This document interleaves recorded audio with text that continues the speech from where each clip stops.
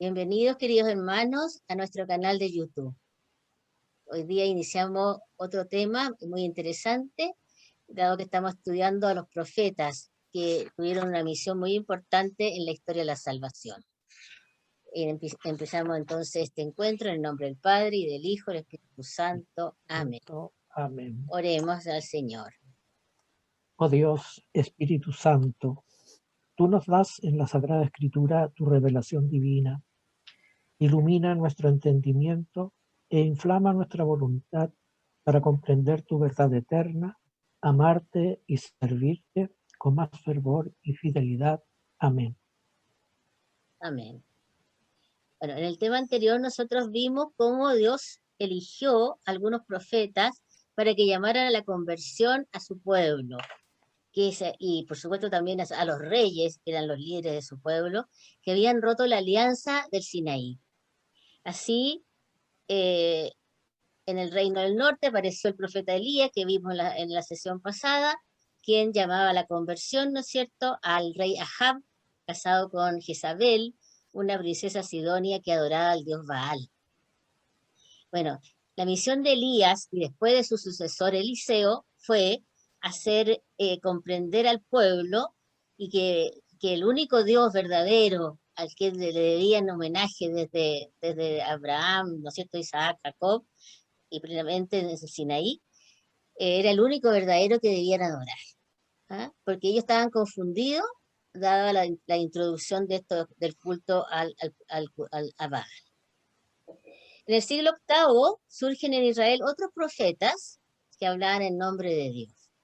Y bajo una tranquilidad aparente reinaba la injusticia, la idolatría, y también se acercaban los ejércitos de los asirios, que era un pueblo guerrero muy poderoso, que habitaban en el norte de Mesopotamia y que arrasaron con numerosos pueblos que habitaban toda la región del llamado Oriente Antiguo.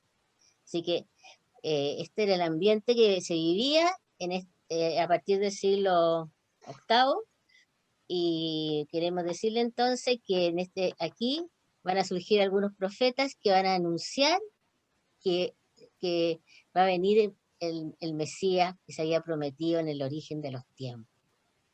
Así que el tema de hoy es: los profetas anuncian al Mesías. ¿Ah? Así que bienvenidos a nuestro tema de hoy. Y para poder ubicarnos en el contexto de la situación histórica, geográfica y del profeta, vamos a poner un PowerPoint.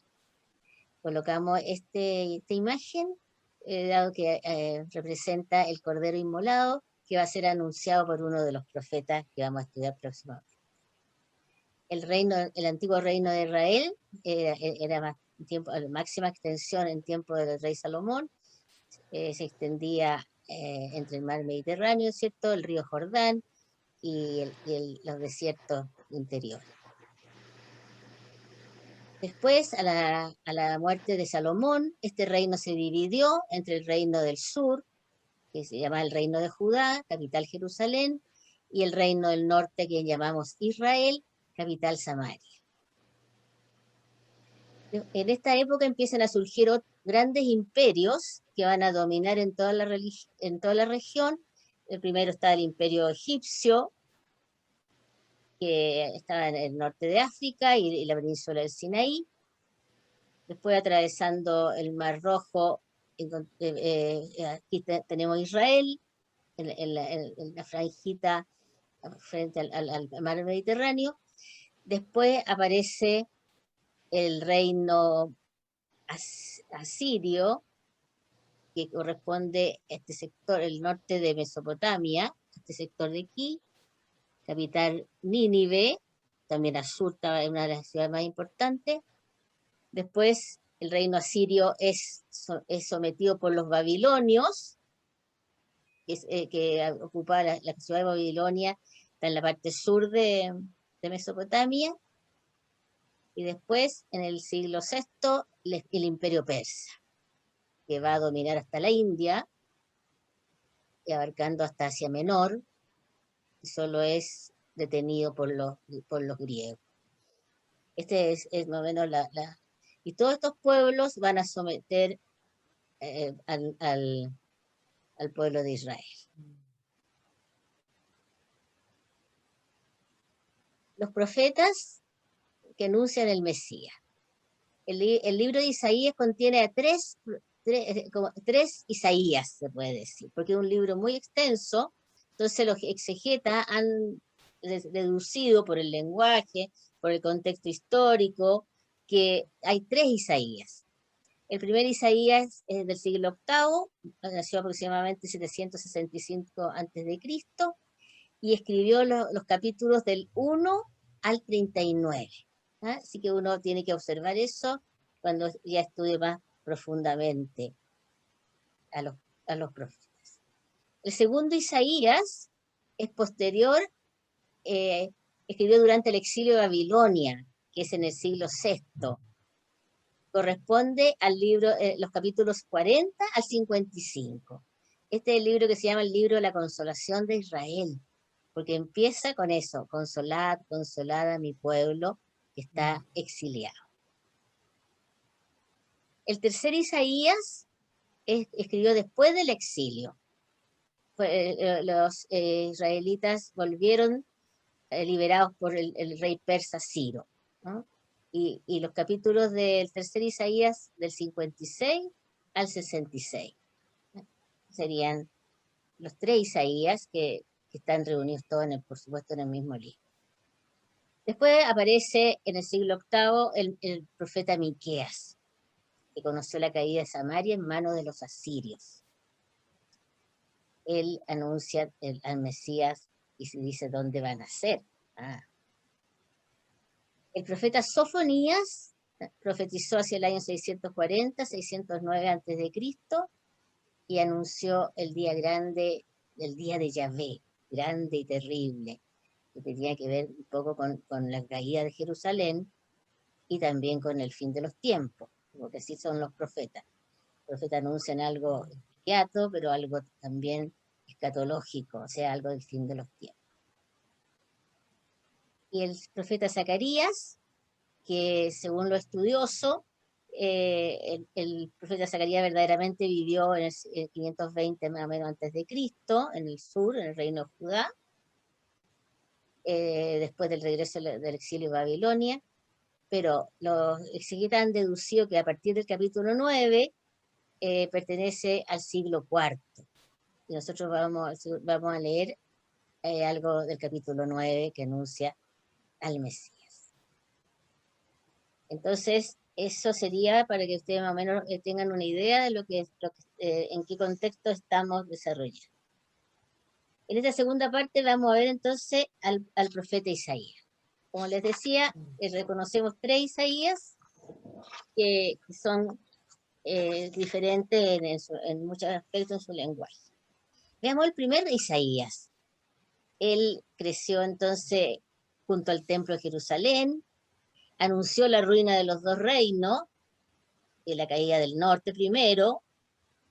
Le dijo al rey que por favor no hiciera nunca alianza ni con Asiria ni con Egipto, porque el que tenía que proteger a Israel era al reino, digamos, el reino de Judá, era el Dios, Yahvé Dios. Escuchemos uno de los textos más hermosos que están en el primer Isaías. ¿Susana? Isaías capítulo 7, versículos del 10 al 14. Volvió Yahvé a hablar a Ahaz diciendo: pide para ti una señal de Yahvé tu Dios en lo profundo del Seol o en lo más alto. Dijo Ahaz: no la pediré, no tentaré a Yahvé. Dijo Isaías: oíd pues, casa de David, ¿os parece poco cansar a los hombres, que cansáis también a mi Dios? Pues bien, el Señor mismo va a daros una señal. He aquí que una doncella está encinta y va a dar a luz un hijo y le pondrá por nombre Emmanuel. Qué maravilla. Una doncella. Las traducciones son variadas. En algunos dice una joven y en algunas dice una virgen. Eso en la Biblia de los 70, que se tradujo al griego el año, bueno, 200 años antes de Cristo, se la llama Partenos, y Partenos es una virgen que os dará a luz, y su hijo será el Emanuel, y significa Dios con nosotros. Hay otro texto del primer Isaías que hermoso, que el Consuelo nos leerá. Isaías capítulo 11, versículos del 1 al 4. Saldrá un vástago del tronco de Jesé, y un retoño de sus raíces brotará. Reposará sobre él el espíritu de Yahvé, espíritu de sabiduría e inteligencia, espíritu de consejo y fortaleza, espíritu de ciencia y temor de Yahvé. Y le inspirará en el temor de Yahvé. No juzgará por las apariencias, ni sentenciará de oídas. Juzgará con justicia a los débiles y sentenciará con rectitud a los pobres de la tierra. Herirá al hombre cruel con la vara de su boca. Con el soplo de sus labios matará al malvado. O sea, y lo que, para acentuar algunas cositas cortitas, de la raíz de Jesé. Jesé era el padre del rey David, y de ahí habrá un descendiente sobre el cual reposará la plenitud del Espíritu de Dios. ¿Ah? Y sobre él reposan estos dones, estos 7 dones del Espíritu Santo que anuncian. Mónica, ¿tú quieres preguntar algo? Sí, hermano, una pregunta. ¿Cómo interpretamos los cristianos estas dos lecturas? La primera donde se habla de una doncella que va a dar a luz, y el otro sobre el vástago sobre quien reposará el Espíritu del Señor. Ajá, sí, como justamente lo que les decía, como en las traducciones se usa la palabra virgen, que dará a luz un hijo, eso anuncia la concepción virginal de Jesús, la Virgen María, por obra del Espíritu Santo. Por eso nosotros, los cristianos católicos, creemos en la concepción virginal y que Él es el Dios, el Hijo Eterno del Padre, digamos, que se hace hombre. Y que va a ser el Dios con nosotros, va a estar presente en medio de nosotros. La maravilla impensable, digamos. Y por otro lado, el texto del capítulo 11, que se decía que el Mesías iba a ser descendiente de David. Y aquí se anuncia eso, ¿no es cierto? Y tanto José como María se cree que aparecen en la genealogía. José como padre adoptivo de Jesús aparece como descendiente directo del rey David. ¿Ah? En las dos genealogías, en la de Lucas y la de Mateo. Y por otro lado, en Cristo, nosotros pensamos que reposa la plenitud del Espíritu de Dios, porque Él es Dios. ¿Te fijas? Entonces, Él tiene los 7, ahí están nombrados los dones del Espíritu Santo. Ahí generalmente aparecen 6, pero en la Biblia de los 70, el tema el temor de Dios y la piedad lo separan. Entonces, por eso nosotros siempre hablamos de los 7 dones del Espíritu que reposan sobre Cristo, el Hijo del Padre, eterno del Padre, que se hace hombre en la plenitud de los tiempos. Así que eso. Qué hermoso, gracias, hermana. Oye, el segundo Isaías comprende del capítulo 40, como les decía, al 55. Vivió en el siglo, él profetiza en el siglo VI, en el reino de Judá, que cayó en manos de los babilonios, y el pueblo está exiliado. Escuchemos uno de los textos más maravillosos que uno puede escuchar, pensar, tomado de Isaías, del segundo Isaías. Lectura del libro de Isaías, capítulo 53, del 2 al 11. Creció en su presencia como brote, como raíz en tierra árida. No tenía presencia ni belleza que atrajera nuestras miradas, ni aspecto que nos cautivase. Despreciado y evitado de la gente, un hombre habituado a sufrir, curtido en el dolor. Al verlo se tapaban la cara. Despreciado, lo tuvimos por nada. A él, que soportó nuestros sufrimientos y cargó con nuestros dolores, lo tuvimos por un contagiado, herido de Dios y afligido. Él, en cambio, fue traspasado por nuestras rebeliones, triturado por nuestros crímenes. Sobre él descargó el castigo que nos sana, y con sus cicatrices nos hemos sanado. Todos errábamos como ovejas, cada uno por su lado, y el Señor cargó sobre él todos nuestros crímenes. Maltratado, aguantaba, no abría la boca. Como cordero llevado al matadero, como oveja muda ante el esquilador, no abría la boca. Sin arresto, sin proceso, lo quitaron de en medio. ¿Quién meditó en su destino? Lo arrancaron de la tierra de los vivos, por los pecados de mi pueblo lo hirieron. Le dieron sepultura con los malvados y una tumba con los malhechores, aunque no había cometido crímenes ni hubo engaño en su boca. Por los trabajos soportados verá la luz, se saciará de saber. Mi siervo inocente rehabilitará a todos porque cargó con sus... Gracias, Emilio. Este es el cuarto cántico del siervo de Yahvé. Son 4 en total. Son todos maravillosos y nosotros vemos patente ahí el relato de la pasión de Cristo. Susana, ¿sí? Hermana, oyendo el texto bíblico, podemos deducir que la obra y accionar de Dios muchas veces es invisible a los ojos humanos. La verdadera obra de Dios, digamos, para llevar a cabo el plan, su plan Sí. con nosotros.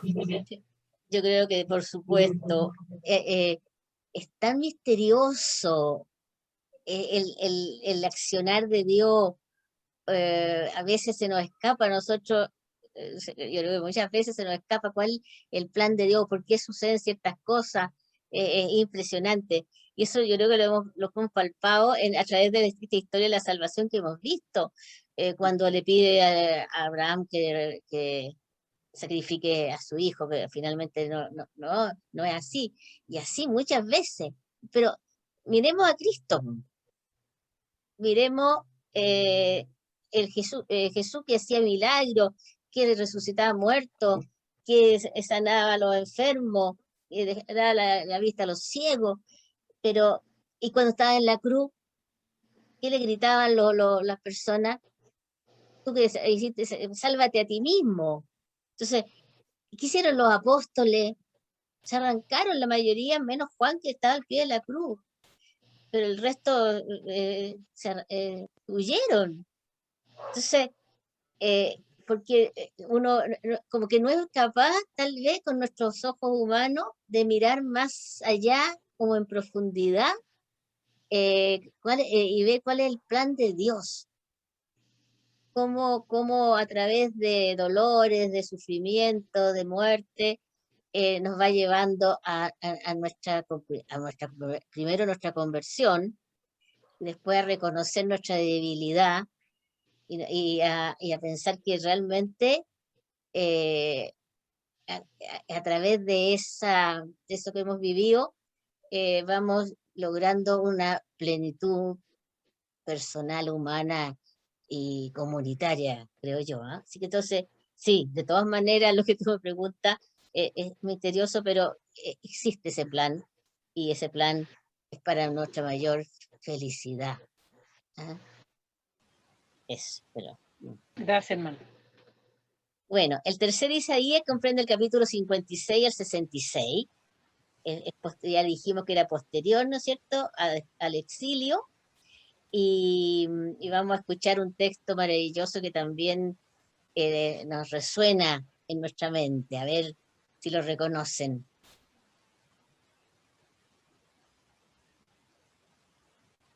Libro de Isaías, capítulo 61, versículos del 1 al 3. El Espíritu del Señor Yahvé está sobre mí, por cuanto que me ha ungido Yahvé. A anunciar la buena nueva a los pobres me ha enviado, a vendar los corazones rotos, a pregonar a los cautivos la liberación y a los reclusos la libertad, a pregonar año de gracia de Yahvé, día de venganza de nuestro Dios, para consolar a todos los que lloran, para darles diadema en vez de ceniza, aceite de gozo en vez de vestido de luto, alabanza en vez de espíritu abatido. Se les llamará robles de justicia, plantación de Yahvé para manifestar su gloria. Maravilloso. Hermana, una consulta, hermana. Emilio, ¿sí?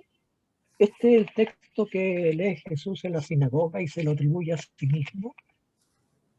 Justamente, este es el texto que leemos en Lucas 4, del 16 al 21. Todos los sábados, acuérdense, se reunía en la sinagoga, y uno de los adultos se levantaba y desenrollaba el rollo, porque acuérdense, estaban todo el rollo, y Jesús leyó ese texto con una salvedad, que a mí siempre lo hago notar porque me impresiona mucho.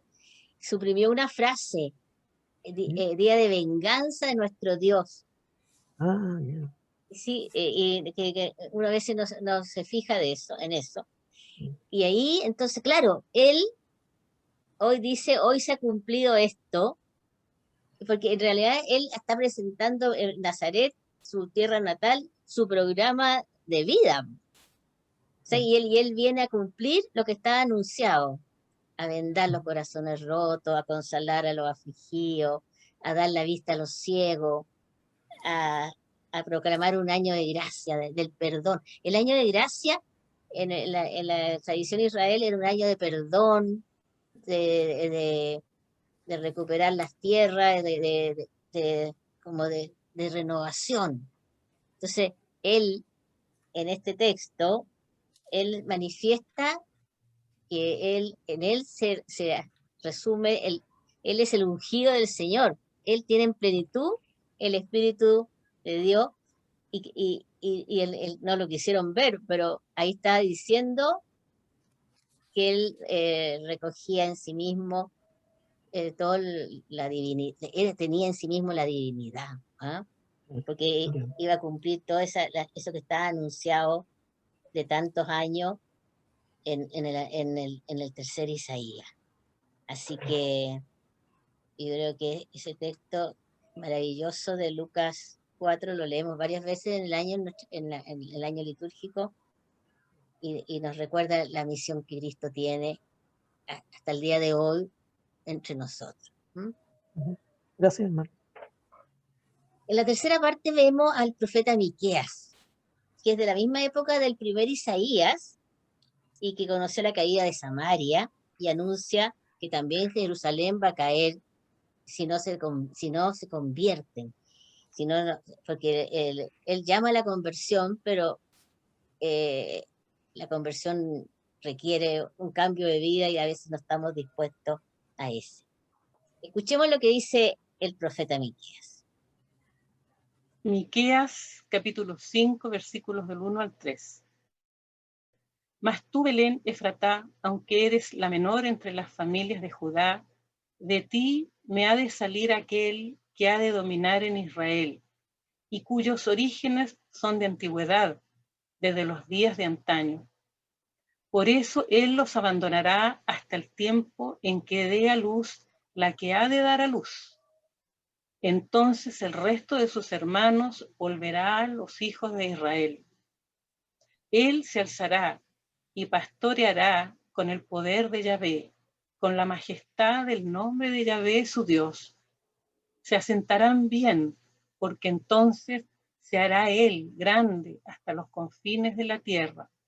Él será la paz. Maravilloso. Entonces, no sé si se acuerdan que en San Mateo, en el Evangelio de San Mateo, cuando los magos llegaron y fueron donde Herodes, y le preguntaron, ¿dónde ha de nacer el Mesías? Y los sabios buscaron en la escritura y encontraron el libro de Miqueas. Él va a nacer en Belén, de Judá. Y que tú, aunque sea una pequeña ciudad, pero no era la más pequeña porque ahí ha de nacer el que ha de venir, el Mesías. Y Belén de Judá es la ciudad de David, ¿ya? Y ahí viene toda la descendencia del rey David. Así que realmente, y todo lo que dice después, él será el que va a pastorear, ¿no es cierto? El que va a reunir, y él será nuestra paz. ¿Ah? Gracias, Señor. Después vemos el profeta Zacarías. Ahí, el profeta Zacarías tiene como dos partes. Desde el capítulo 1 al capítulo 8 es del año del siglo VI, 520. Pero los exegetas se han dado cuenta que a partir del capítulo 9 es posterior el lenguaje. ¿Ah? Entonces se supone que es del siglo IV este texto que vamos a leer.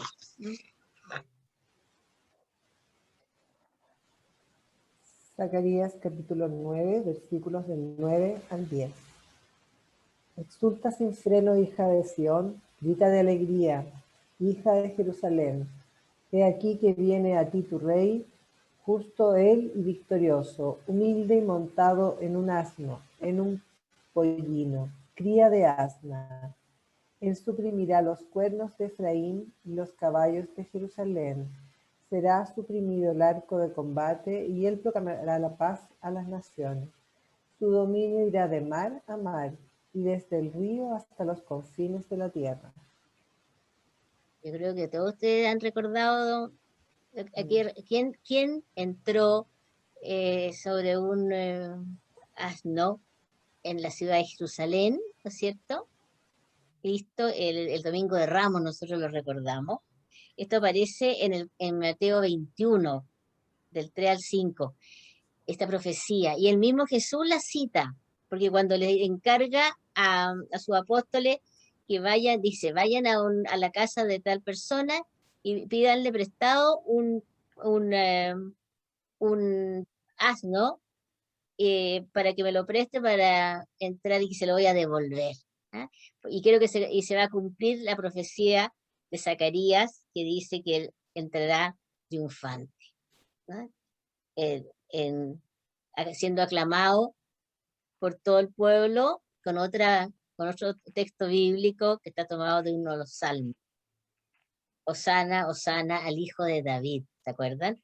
Que también eso anuncia al Mesías que llega victorioso, pero cargado en una mula, como David entró en una mula en Jerusalén. No sé si recuerdan esa escena cuando fue nombrado rey de Israel. Así que bueno, los profetas son de una riqueza tan grande que podríamos estar mucho tiempo en ello. Y llegamos al último de los profetas que vamos a ver, que es el profeta Sofonías. Él conoció la caída de Nínive, la capital de Asiria, y tal vez la de Jerusalén en manos de los babilonios, más o menos año 547 a.C. Anunció que el día del Señor estaba cerca. Para ellos la caída de Jerusalén era un día tremendo, porque no pensaban que Dios iba a proteger a esa ciudad santa, pero si no, Dios le había dicho que si no se convierten, igual caerán, y ahí vendrá seguramente la conversión. Escuchemos entonces al profeta Sofonías. Lectura del libro de Sofonías, capítulo 3, versículos del 11 al 13. Aquel día no tendrás que avergonzarte de las acciones con que me ofendiste, porque extirparé tus soberbios discursos y no volverás a insolentarte en mi monte santo. Dejaré en ti un pueblo pobre y humilde, un resto de Israel que se acogerá al Señor, que no cometerá crímenes ni dirá mentiras, ni tendrá en la boca una lengua embustera. Bastarán y se tenderán sin que nadie los espante. O sea, hace un llamado a alegrarse porque el Señor está en medio de ti. El Señor no nos abandona, ni a ellos, por supuesto que no. Y dejará un pequeño resto fiel, pobre y humilde, lo que se llaman los anahuín, los pobres y humildes ante Dios. ¿Ah? Además, después Sofonía agrega algo más. A ver, no sé, Mónica, tú... Sí, en el libro de Sofonías, capítulo 3, versículos del 14 al 17. Lanza gritos de gozo, hija de Sión. Lanza clamores, Israel. Alégrate y exulta de todo corazón, hija de Jerusalén. Ha retirado Yahvé las sentencias contra ti. Ha alejado a tu enemigo. Yahvé, Rey de Israel, está en medio de ti. No temerás ya ningún mal. Aquel día se dirá a Jerusalén: no tengas miedo, Sión, no desmayen tus manos. Yahvé tu Dios está en medio de ti, un poderoso Salvador. Él exulta de gozo por ti, te renueva por su amor. Danza por ti con gritos de júbilo.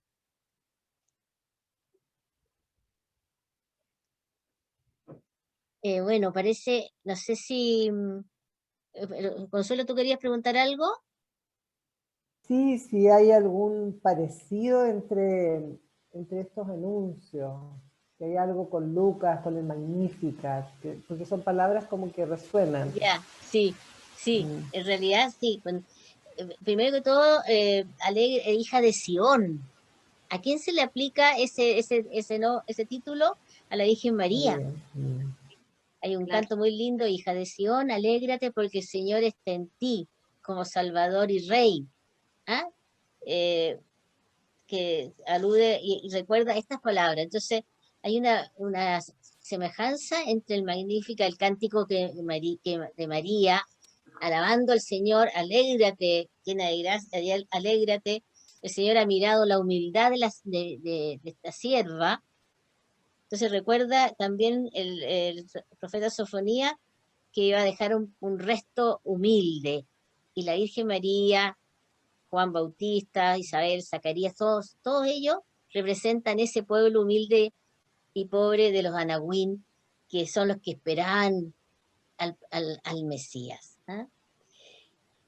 También hablan de alegría, de paz, de que viene un poderoso Salvador y que él está en medio de nosotros y que va a reinar y va a traer la paz a todos.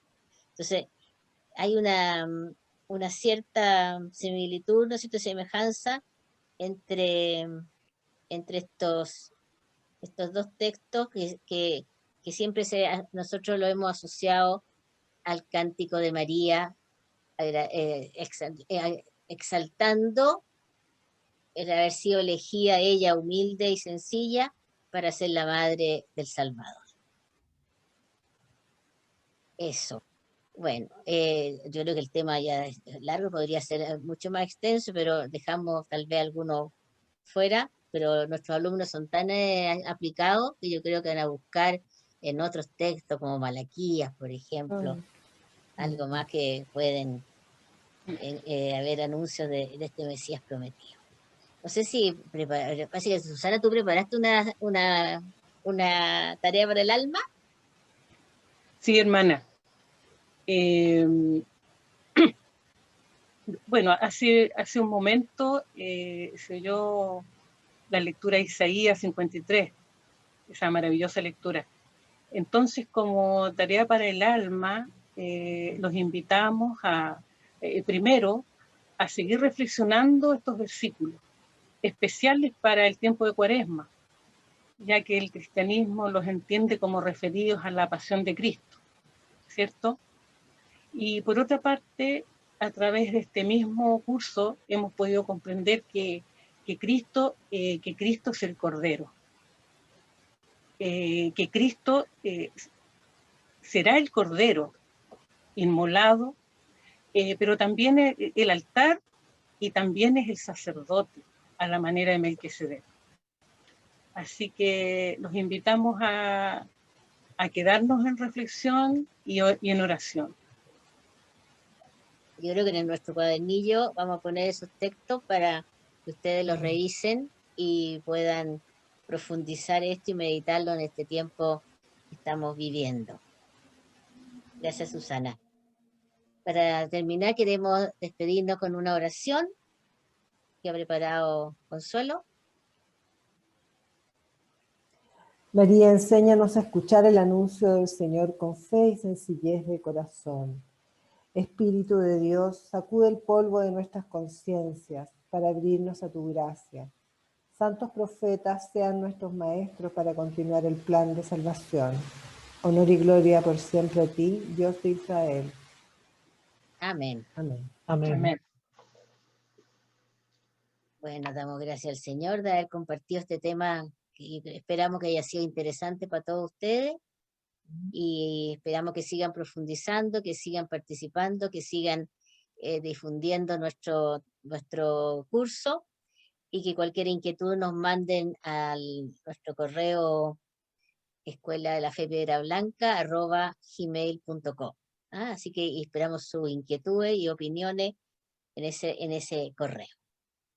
Le agradecemos su presencia y nos despedimos en el nombre del Padre y del Hijo y del Espíritu Santo.